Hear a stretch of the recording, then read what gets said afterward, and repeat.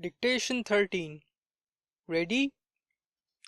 Apart from self-knowledge, one of the most notable examples of intuition is the knowledge people believe themselves to possess of those with whom they are in love. The wall between different personalities seems to become transparent, and people think they see into another soul as into their own.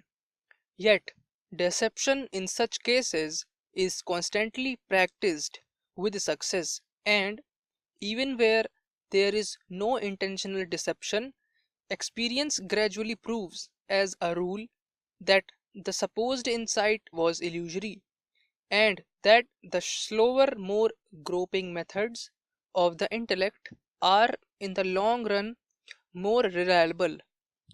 Bergson maintains that intellect can only deal with things in so far as they resemble what has been experienced in the past, while intuition has the power of apprehending the uniqueness and novelty that always belong to each fresh moment.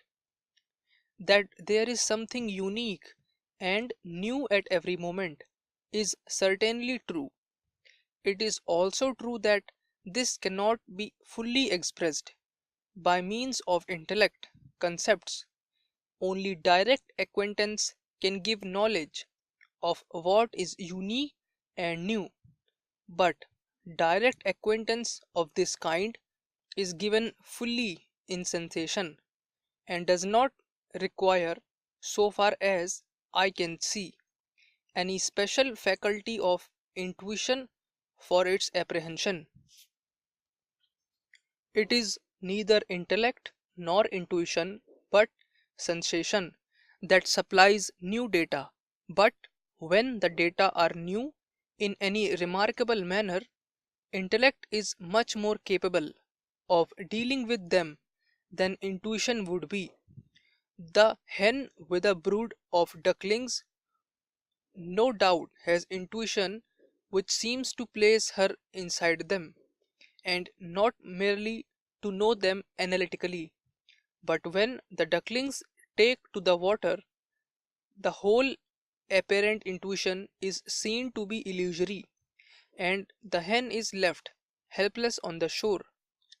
Intuition, in fact, is an aspect and development of instinct, and like all instinct, is admirable in those customary surroundings which have molded the habits of the animal in question, but totally incompetent as soon as the surroundings are changed in a way which demands some non habitual mode of action.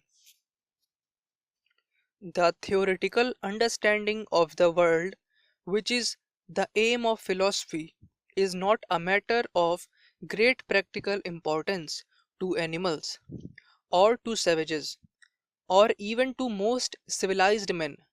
It is hardly to be supposed, therefore, that the rapid, rough, and ready methods of instinct or intuition will find in this field a favorable ground for their application.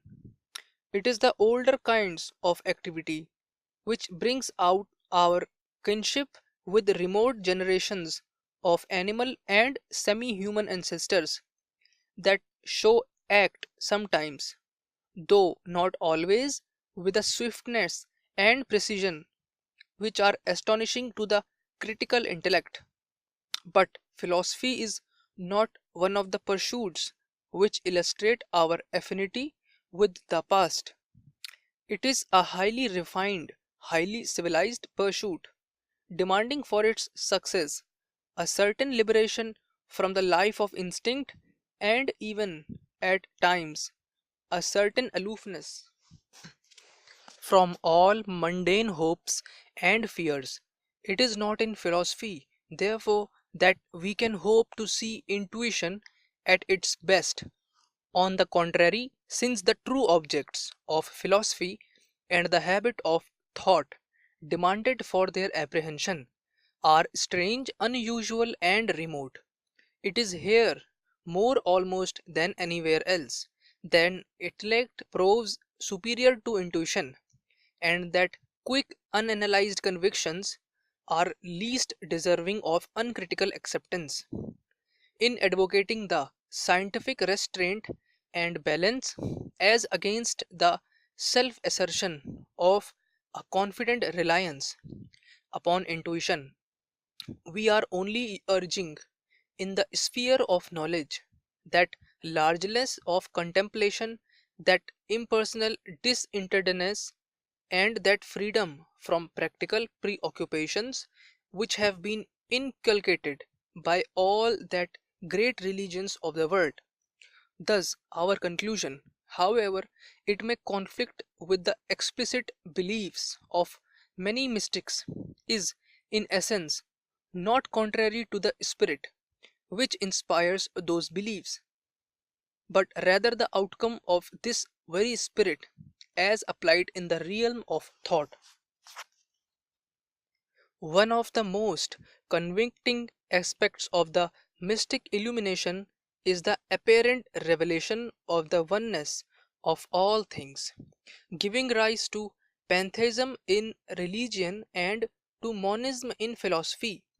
An elaborate logic beginning with Parmenides and culminating in Hegel and his followers had been gradually developed to prove that the universe is one indivisible whole, and that what seem to be its parts, if considered as substantial and self existing, are mere illusion. The conception of a reality quite other than the world of appearance, a reality one indivisible and unchanging, was introduced into Western philosophy by Parmenides, not normally at least for mystical or religious reasons, but on the basis of a logical argument as to the impossibility of not being, and most subsequent metaphysical systems are the outcome of this fundamental idea. The logic used in defense of mysticism seems to be faulty as logic and open to technical criticisms which I have explained elsewhere. I shall not here repeat these criticisms since they are lengthy and difficult, but shall instead attempt an analysis of the state of mind from which mystical logic has arisen.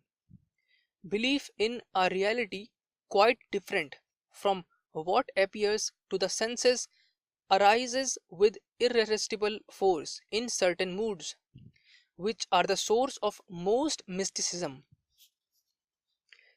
and of most metaphysics.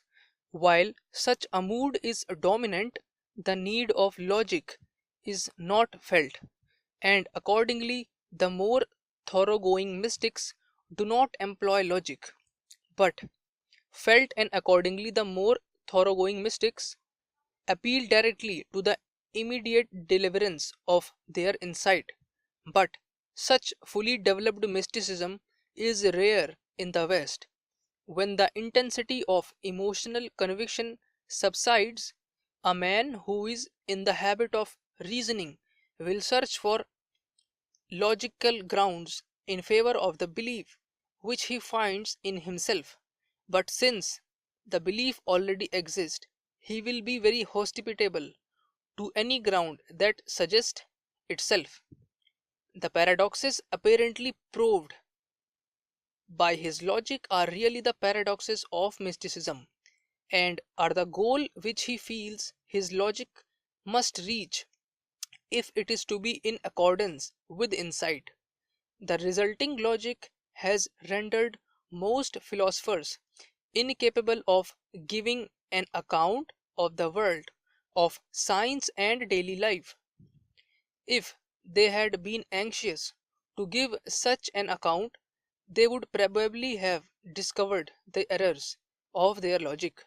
But most of them were less anxious to understand the world of science and daily life than to convict it of unreality in the interest of a super sensible real world. Finished.